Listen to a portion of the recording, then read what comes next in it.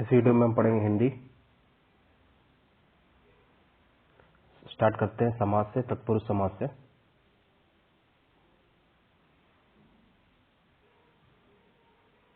तत्पुरुष समास होता है क्या, पहले हम ये जान लेते हैं। ठीक है, तो तत्पुरुष समास वो समास होता है जिसमें कारक, जिसका विग्रह करने पर कारक चिन्ह है। जैसे कर्ता ने, कर्म को, करण से, है ना, संप्रदान को के लिए, अपदान से, ठीक है, संबंध में पर, ठीक है, संबंध का की रे, रारी रे, अधिकरण में पर, ठीक है, ये सब अगर आता है विग्रह करना पर तो ये तत्पुरुष समास होता है। ठीक है, इसका जो है आपका वो देख लेते हैं परिभाषा। जिस समास का उत्तर अर्थात अंतिम पद प्रधान हो उसे तत्पुरुष समास कहते हैं। इसके बाद वाले पद की प्रधानता रहती है। कर्ता, कारक और संबोधन को छोड़कर से सभी कारकों की विभक्तियां लगातार इस समास विग्रह में होता है। अब तत्पुरुष समास के उपभेद कैसे होते हैं। तत्पुरुष समास मुख्यतः 8 भेद है। ठीक है, तो ये देखते हैं तत्पुरुष समास के भेद जो है।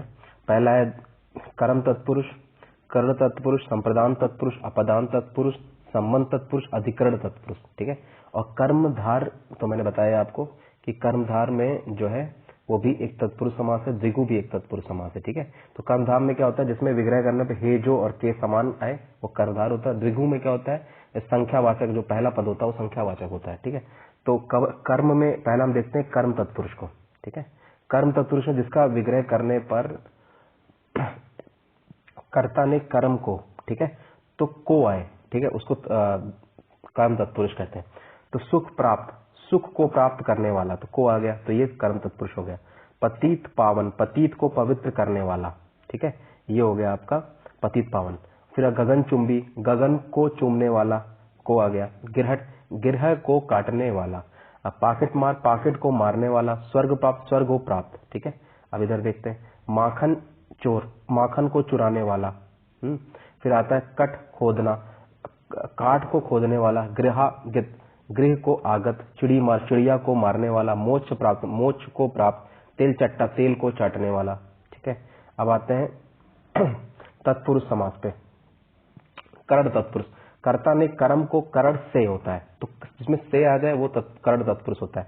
नेत्रहीन, नेत्र से हीन, तो से अपादान में भी आता है, लेकिन अपादान में जो से आता है वो अपादान तत्पुरुष में जो से आता है वो अलगाव को दिखाता है।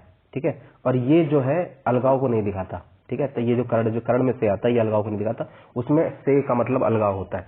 तो नेत्रहीन, नेत्र से हीन। रस भरा, रस से भरा। करुणापूर्ण, करुणा से पूर्ण।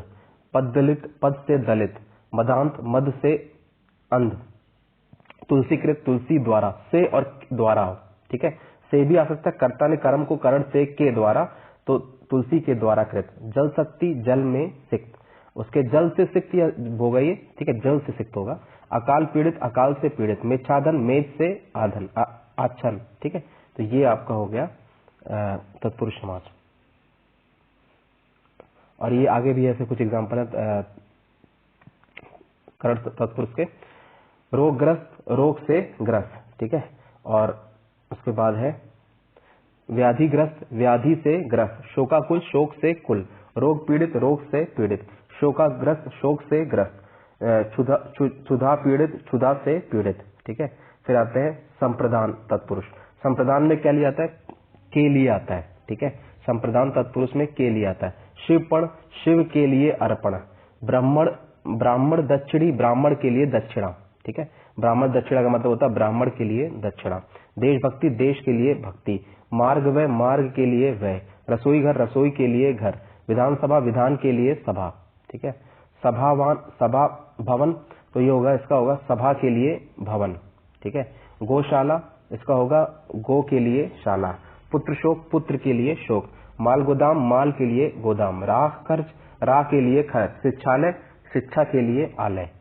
ठीक है, फिर जो अपादान आएगा आपका, अपादान तत्पुरुष क्या होता है, अपादान में जो होता है वो अलगाव दिखाता है। ठीक है, किसी चीज से अलग अलग होना। ठीक है, तो से जो है इसमें वो कर्ण में वो भी से आता था, अपादान में आएगा, लेकिन अपादान वाले से में अलगाव दिखाएगा।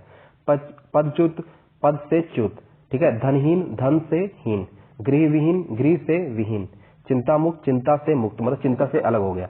बलहीन, बल से हीन, बल से अलग हो गया। नेत्रहीन, नेत्र से हीन, नेत्र से ही अलग हो गया। पद भ्रष्ट, पथ से भ्रष्ट। कर्म विमुख, कर्म से विमुख, ऋण मुक्त, ऋण से मुक्त, दोष मुक्त, दोष से मुक्त, लोकांतर, लोक से उतर, परे, बंध मुक्त, बंधन से मुक्त। ठीक है, तो ये अपदान तत्पुरुष का एग्जाम्पल था। आगे देखते हैं, अनेकार्थी शब्द देखते हैं। अनेकार्थी शब्द सिलेबस में है, इंपॉर्टेंट है, तो ये हम देखते हैं कि स्टार्ट करते हैं। उग्र का अनेकार्थी होता है, भयानक भी होता है, क्रूर भी होता है, तीव्र भी होता है, कष्टदायक भी होता है, प्रचंड भी होता है, महादेव भी होता है, गर्म भी होता है, सूर्य भी होता है। उल्लास का अनेकार्थी प्रकाश भी होता है, झलक भी होता है, अलंकार भी होता है, ग्रंथ का भाग भी होता है, प्रसन्नता भी होता है, सर्ग भी होता है, उपचार का व्यवहार भी होता है, प्रयोग भी होता है, चिकित्सा भी होता है, सेवा भी होता है, धर्म अनुष्ठान भी होता है, घूस होता है, खुशामद भी होता है। अनेकार्थी, अनेक अर्थ। ठीक है, उमा का पार्वती भी होता है, दुर्गा भी होता है, अलसी भी होता है, कीर्ति होता है, कांति भी होता है। उषा का प्रभात, अरुणोदय की लालिमा, बाणासुर की कन्या, उर्मी लहर भी होता है, पीड़ा भी होता है, दुख भी होता है, शिकन भी होता है, कपड़े की सिलवट भी होता है। ठीक है, उर्मी। अब आगे देखते हैं, उच्च को श्रेष्ठ भी बोलते हैं, बड़ा भी बोलते हैं, जोर का भी बोलते हैं, उठा हुआ भी बोलते हैं। उपस्कर को सामान भी बोलते हैं, अलंकार भी बोलते हैं, संयंत्र भी बोलते हैं।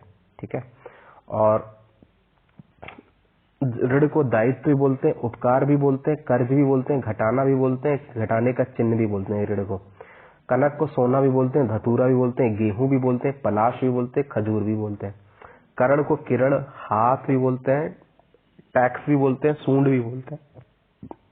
कर्ण को कान भी बोलते हैं, कुंती का पुत्र भी बोलते हैं, त्रिभुज में समकोण के सामने की भुजा भी बोलते हैं, कर्ण को पतवार भी बोलते हैं। काल को समय भी बोलते हैं, मृत्यु भी बोलते हैं, शत्रु भी बोलते हैं, अवसर भी बोलते हैं, यमराज भी बोलते हैं, युग भी बोलते हैं। कमल को एक फूल भी बोलते हैं, गुम्बद भी बोलते हैं, जल भी बोलते हैं, तांबा भी बोलते हैं। कृष्ण को वेद व्यास भी बोलते हैं, काला भी बोलते हैं, वासुदेव पुत्र, एक पक्ष भी बोलते हैं। तो ये थे आपके अनेकार्थी शब्द। ठीक है, और अगर आगे भी अनेकार्थी शब्द पढ़ेंगे हम।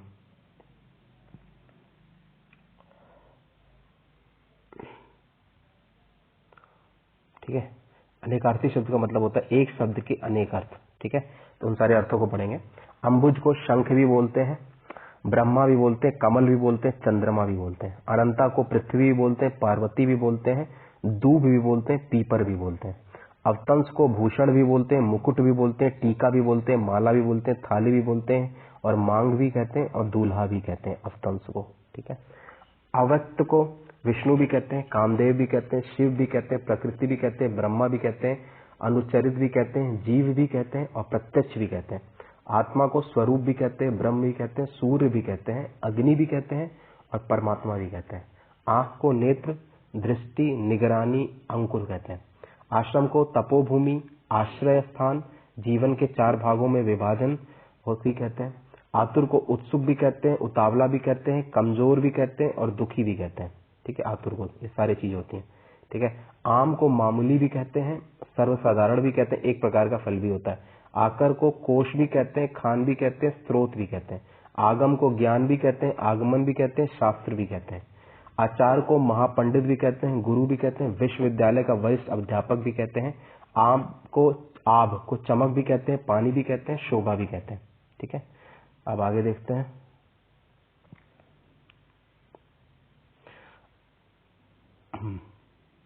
आराम को राहत भी कहते हैं, विश्राम भी कहते हैं, सुविधा भी कहते हैं, वाटिका भी कहते हैं।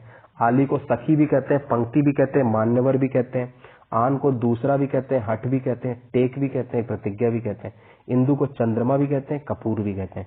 झड़ा को पृथ्वी, गाय, वाणी, स्तुति, अन्न, स्वर्ण, दुर्गा, नाड़ी विशेष भी कहते हैं। ईश को ईश्वर भी कहते हैं, राजा भी कहते हैं, स्वामी भी कहते हैं, महादेव भी कहते हैं, आद्रा नक्षत्र भी कहते हैं, एक उपनिषद भी कहते हैं, पारा भी कहते हैं।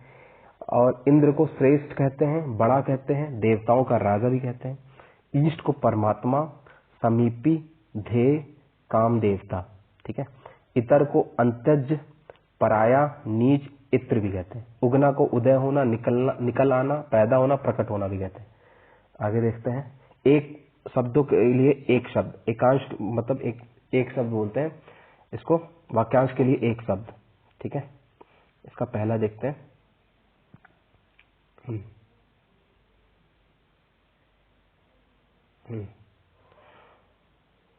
जो सबके मन की बात जानता हो अंतर्यामी, जो कुछ नहीं जानता हो अज्ञ अज्ञानी, जो धन को व्यर्थ ही खर्च करता हो अपव्ययी, जो किसी पर अभियोग लगाए अभियोगी, जो काम जानता हो कम जानता हो अल्पज्ञ, जो विधि या कानून के विरुद्ध हो अवैध गैर कानूनी, जो भला बुरा ना समझता हो सोच समझकर काम ना करता हो अविवेकी, जो व्यक्ति विदेश में रहता हो प्रवासी, जो शोक करने योग्य नहीं हो अशोक के, जो चिंता नहीं जिसकी चिंता नहीं हो सकती, जिसका चिंतन ना किया जा सके, जिसका चिंतन ना किया जा सके अनचिंतनीय या अनचित्त, जिसका उत्तर ना दिया गया हो अनुतरिक्त, ठीक है। वह स्त्री जिसका पति दूसरा विवाह कर ले अधिउड़ा, ठीक है।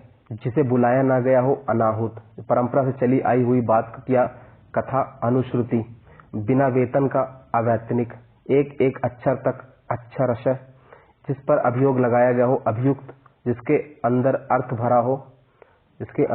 भरा हो, इसका मतलब होगा अर्थ गर्भित, ठीक है। जिसकी गिनती ना हो सके अनगिनत, जो शुद्ध ना हो अशुद्ध। उसके बाद ये हो गया वाक्यांश के लिए एक शब्द। अब देखते हैं अविभव समास, ठीक है। अविभव समास में क्या होता है कि इसमें उपसर्ग लगा होता है, ठीक है। इसमें जो है उपसर्ग लगा होता है, शब्द से पहले उपसर्ग लगा होता है, तो उसकी पहचान इसी तरह की जाती है, ठीक है। तो इस समास में पहला पद अव्यय और दूसरा पद संज्ञा होता है। समस्त पद में अव्यय का अर्थ का ही प्रधानता रहती है। पूरा शब्द विशेषण का अर्थ में अव्यय की तरह वृहत होता है, जैसे दिन प्रतिदिन, दिन दिन, प्रतिदिन को बोलते हैं दिन दिन, ठीक है। तो प्रति में जो है, इसमें प्रति जो है उपसर्ग लगा है। यथाशक्ति, ठीक है, तो यथा उपसर्ग लगा है तो यह अभिभव समास होगा। शक्ति के अनुसार। यथा विधि, तो यो यथा फिर लगा है तो विधि के अनुसार। प्रत्यक्ष, प्रा जो है ये उपसर्ग लगा है तो अच्छी के प्रति। प्रत्यक्ष का मतलब अच्छी के प्रति। समक्ष मतलब सा लगा है तो ये अच्छी के सामने। यथार्थ मतलब अर्थ के अनुसार, यथा लगा है उपसर्ग। यथा कर्म, कर्म के अनुसार। यथा शीघ्र, जितना शीघ्र हो। बेलाग मतलब बिना लाग के। बालकम, बाकलम, तो इसको बोलते हैं कलम के साथ। बाकलम, बा लगा है आगे, ये उपसर्ग है तो यह विभव समास होगा। कलम के साथ इसका मतलब होता है, ठीक है। अब आगे देखते हैं। प्रत्येक में प्रा लगा है आगे उपसर्ग, तो एक एक के प्रति। आजन्म में आ लगा है जन्म पर्यंत। यथा रुचि में यथा लगा है रुचि के अनुसार। भरपेट में भर लगा है पेट भर। बारंबर में बार बार होगा। और बेशर्म में बिना शर्म के हो जाएगा, बे उपसर्ग लगा है। बदस्तूर, दस्तूर के साथ, ठीक है। बतौर, तौर के साथ। बेशऊर, बिना शऊर के, ठीक है। बेकाम, बिना काम का। उपकूल, उप लगा है उपसर्ग तो कूल के निकट। तो इसमें हमने देखा है कि जिसमें उपसर्ग लगा होता है वो अविभव समास होता है, ठीक है। पहला पद प्रधान भी होता है और जो है वो उपसर्ग लगा होता है।